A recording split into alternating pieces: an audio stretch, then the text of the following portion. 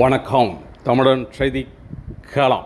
சீர்காழியில் மரபு வழியில் வீட்டில் குழந்தைகள் பெற்றவர்கள் குடும்ப விழா. தமிழகத்தைச் சேர்ந்த 400 குடும்பத்தினர் ஒன்று கூடி தங்களது அனுபவங்களை பகிர்ந்து கொண்டனர். மயிலாடுதுறை மாவட்டம் சீர்காழி புறவழிச்சாலையில் வீட்டில் குழந்தைகள் பெற்றவர்கள் குடும்ப விழா தனியார் மண்டபத்தில் நடைபெற்றது. விழாவில் தமிழகத்தில் உள்ள அனைத்து மாவட்டங்களிலிருந்தும் இயற்கை வாழ்வியலில் உள்ள 400 குடும்பத்தைச் சேர்ந்த சுமார் 1500 பேர் குழந்தைகளுடன் கலந்து கொண்டனர். பெண்கள் வீட்டில் குழந்தை பெற்றுக்கொள்வது எங்களின் பிறப்பு உரிமை என்றும், இதில் சுக பிரசவத்தில் வீட்டில் குழந்தை பெற்ற குடும்பத்தினர்கள் மறுவேறு அனுபவங்களையும் பகிர்ந்தனர். அதில் அவர்களின் அனுபவ பகிர்வில் மறுட்டி முறையில் குழந்தை பெற்று கொண்டதையும் பகிர்ந்து கொண்டனர். நிகழ்ச்சியில் சமீபத்தில் சேலம் மாவட்டத்தில் இரட்டை குழந்தைகள் பெற்றெடுத்த மெகா ராஜுதீன் ஷாஜஹான் பேகம் தம்பதியினரின் தாய்க்கு நல்வழி நாயகி விருதும் 1 கிராம் தங்க காசும், திருவண்ணாமலை மாவட்டத்தைச் சேர்ந்த மணிகண்டன் 5 குழந்தைகளை பெற்ற மரபின் மாண்புகள் விருதும், அந்த தம்பதியினருக்கு 2 கிராம் தங்க காசும், மனித உரிமை மீறலில் ஈடுபட்ட சுகாதாரத்துறையினரின் சட்டத்திற்கு புறம்பான செயல்களை சிறப்பாக கையாண்ட சீர்காழி பெல்சியா ஜான்சனுக்கு சிங்கப்பெண் விருதும், அவரது குடும்பத்தினருக்கு 1 கிராம் தங்க காசும் பரிசாக வழங்கப்பட்டது. தங்கள் அனுபவங்களை பகிர்ந்த தம்பதியினர்களுக்கு தங்கள் குழந்தைகளுக்கு தடுப்பூசி, போலியோ சொட்டு மருந்து உள்ளிட்ட எந்த ஊசிகளும் போடாமல் சீராக ஆரோக்கியத்துடன் வளர்த்து வருவதாகவும், பனிக்கூடம் உடைந்து 13 நாட்கள் கழித்து ஆரோக்கியமாக குழந்தை பெற்றெடுத்த அனுபவத்தையும், சில பெண்கள் முதல் 2 குழந்தைகள் அறுவை சிகிச்சையிலும் அடுத்த வீட்டில் 3வது குழந்தையை பெற்றெடுத்த அனுபவத்தையும், 11 மாதம் கழித்து குழந்தை பிறந்த அனுபவங்களையும் ஒவ்வொரு குடும்பத்தினரும் சுய அனுபவமாக பகிர்ந்தனர். இங்குள்ள பசுமை அரங்கில் 400 குழந்தைகளுக்கு கதை சொல்ல கைவிளை பொருட்கள் செய்யும் முறை, அதனை அவர்கள் செய்து மகிழ்விக்கும் விதமாக விளையாட்டுப் போட்டிகள் இடம்பெற்றன. வருகை தந்த அனைவருக்கும் அடுப்பில்லா சமையலில் இடம்பெற்ற சுவையான சிற்றுண்டிகளும் மதிய உணவும் மரபு ரக அரிசியில் செய்யப்பட்ட உணவு வகைகளும் அனைவருக்கும் வழங்கப்பட்டது.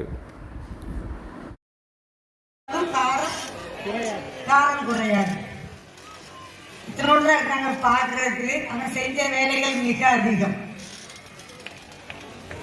2 மணி வரைக்கும் அப்ப அவங்க எந்த சூழல்ல அதை சந்திச்சிருப்பாங்க பாருங்க. ஆனா அவங்க அந்த விடாப்பிடியே என் குழந்தை நான் அப்படிதான் பெப்பேன், நான் பெற்றிருக்கேன், நான் இப்படிதான் வளர்க்க போறேன் சொன்னையா உண்மையிலே எவ்வளவு அருமையா இருந்தது.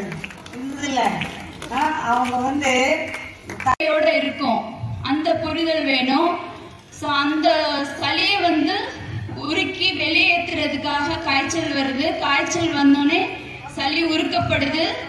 அது இருமல் மூலமா டிசிஷன் எடுக்கிறது பொண்ணுங்க தான், உங்க கையில தான் இருக்கு. பசங்க பாவம் விருப்பப்பட மட்டும்தான் முடியும், உங்க தாங்க தான் முடியும். பட் டிசிஷன் மேக்கிங் மொத்தம் அதுல பொண்ணுங்க கிட்ட தான் 95% இருக்கு. ஸோ நீங்க தான் எல்லாம் ஸ்ட்ராங்கா இருக்கணும்.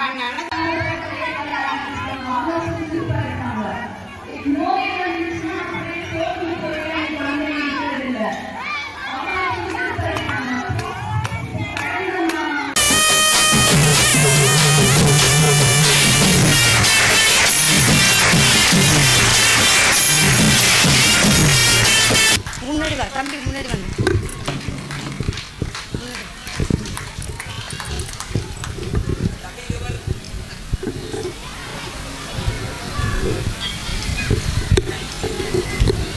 பெரிய பொண்ணு பார்த்தீங்கன்னா 18 வயசு ஆகுது, முடிய போது 19 வயசு ஆகுது. இதுவரையும் பள்ளிக்கூடம் போனது கிடையாது பெரிய பொண்ணு.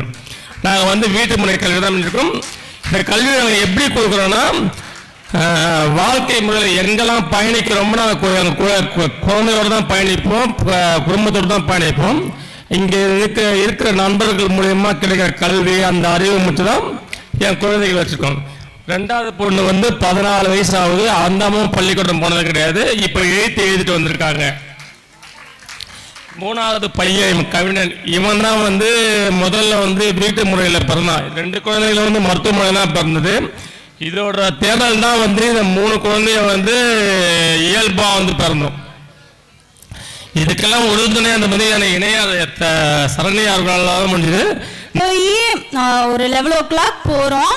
2 மணிக்கு தம்பி சுகப்பிரசவத்திலே பிறந்துட்டான். பிஹெச்ல தான் பிறந்தான். பிஹெச்சில் பிறந்து சிசேரியன் கூட பரவாயில்ல, அந்த நார்மல் டெலிவரி ரொம்ப கொடூரமா இருந்துச்சு. குழந்தை பெத்தது கூட வலிக்கல, குழந்தை பெத்ததுக்கு அப்புறம் அவங்க பண்ற வேதனை இருக்கு பாருங்க, அது ரொம்ப கொடுமையா இருந்துச்சு. அது முடிஞ்சு அப்புறம் வந்தாச்சு.